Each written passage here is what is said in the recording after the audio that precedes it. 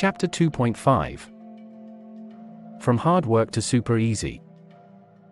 Throughout this chapter, we have examined the significant changes that have occurred in human nutrition over the past few decades.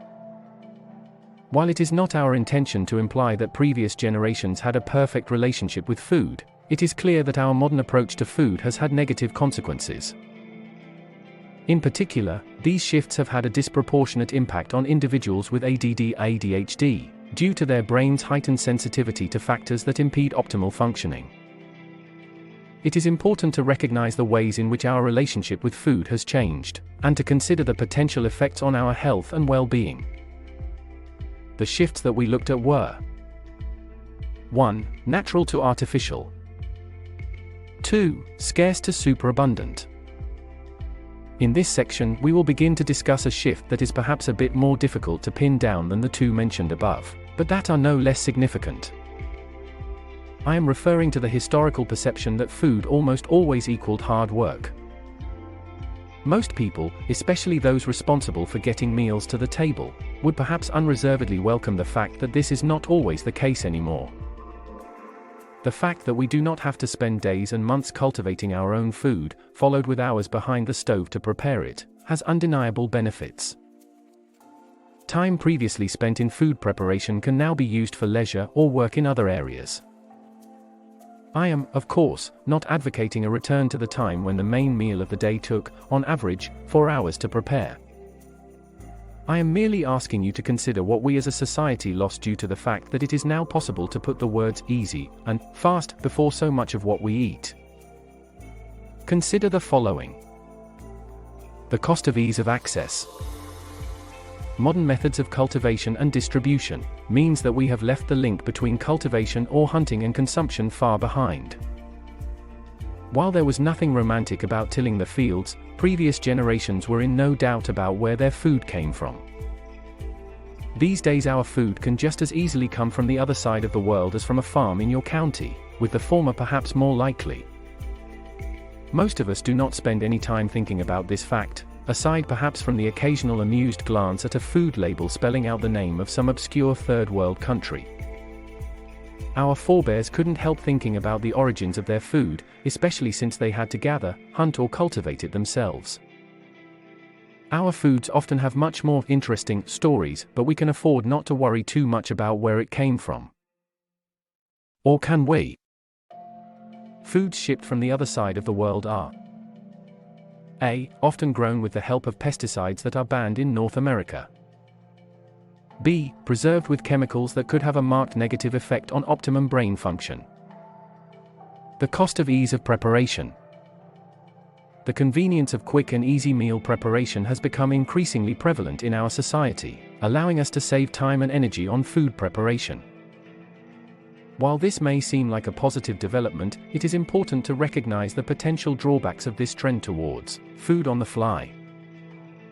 For example, faster methods of preparation are often less healthy, as they may involve deep frying or other unhealthy cooking techniques.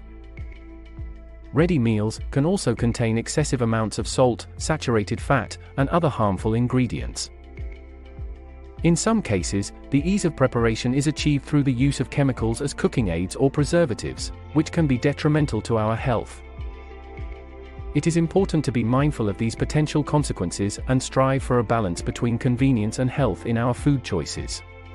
After considering the costs and drawbacks of our modern approach to food, it is clear that convenience does not necessarily equate to goodness.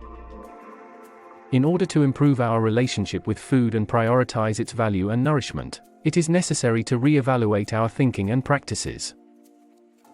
This may seem challenging, given the ease and accessibility of food in the current market. However, as I will discuss in the next section, it is possible to rebuild our connection with food without sacrificing convenience or accessibility. By reclaiming the significance of food in our lives, we can foster a healthier and more sustainable relationship with it. How to respond to superabundance. It is very difficult to respond to superabundance as cheap and easily available food is so ubiquitous. One, rather extreme, way of responding to this fact would be to move to the back of the beyond, and recreate a kind of hunter-gatherer existence. Those of us who are not quite ready to drop out of society will have to find other solutions, however. I believe that part of the solution lies in the decommoditization of food. Complex words, simple concepts. Commoditization refers to the process where the internal differences and competitive advantages between certain products give way to a mass market where price is the only differentiating factor. A product is thoroughly commoditized when the only question that I ask is, how much does it cost? Gold, iron ore, and copper are classic commodities. Buyers simply do not care where it was mined, or which company is marketing it, as long as the price is right. The commoditization of many food items, such as eggs, flour, sugar, and milk, has been a long-standing trend in the market. This is evident in the way these items are often quickly and impulsively purchased without much thought or consideration. Have you ever taken the time to carefully examine a bottle of milk before buying it? This lack of attention to detail is concerning, especially as more and more food items are joining the ranks of the classic commodities each year. This commoditization can be scary, as it highlights the need for greater awareness and scrutiny in our food choices. Massively improved transport infrastructure, genetic modification, cooling technology, chemical pest control methods, and super-efficient distribution methods all combine to bring us foods that can often only be distinguished on one level. You guessed it, price. Where is the harm in that, you may ask? I have already explained in the previous section that the superabundant foods are often exactly those that cause the worst health outcomes if taken in excess. This superabundance is made possible by commoditization, as it streamlines the delivery of vast amounts of products based on the lowest common denominator. One of the major drawbacks of commoditization is the loss of transparency and accountability in the food supply chain. Provenance, or the origin of a food product, is an important factor in ensuring its quality and safety. When a product is highly commoditized, it becomes difficult or impossible to determine its provenance, making it difficult to know where it came from and how it was produced. This lack of information is particularly concerning for individuals with ADHD, who may be more sensitive to the effects of certain foods. In contrast, high-end products often provide detailed information about their provenance, allowing consumers to make informed decisions about the food they consume. It is important to prioritize provenance in our food choices and to support producers who prioritize transparency and accountability. Why is provenance important? Simply because where something came from will often determine what effect it is going to have on you. This is true in two ways. One production location can have a huge impact on the final composition of a product.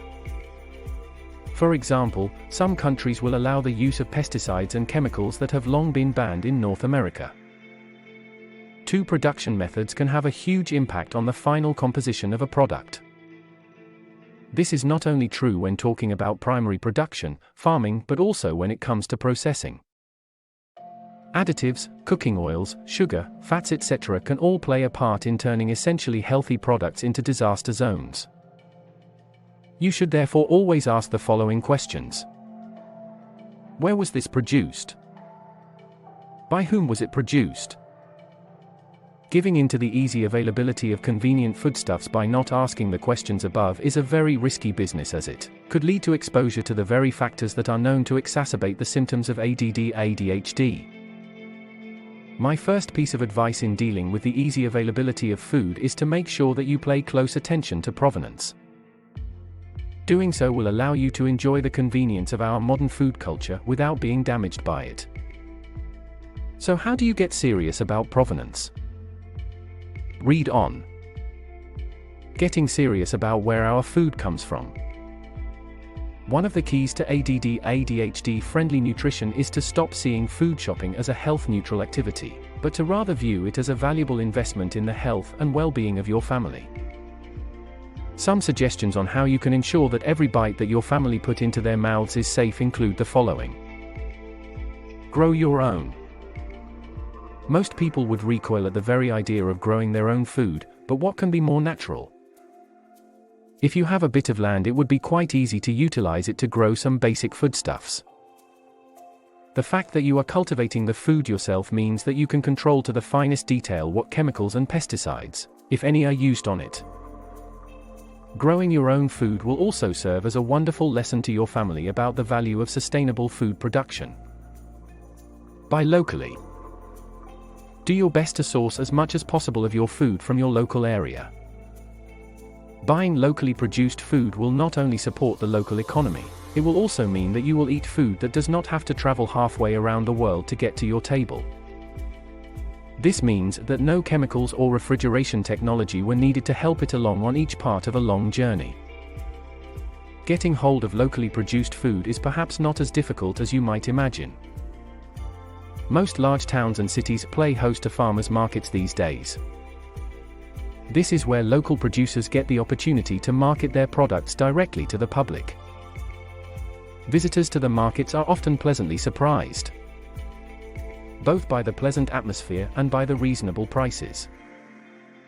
Go organic. Foods marketed as organic were produced under strict guidelines governing the use of pesticides, chemicals, and harmful production methods.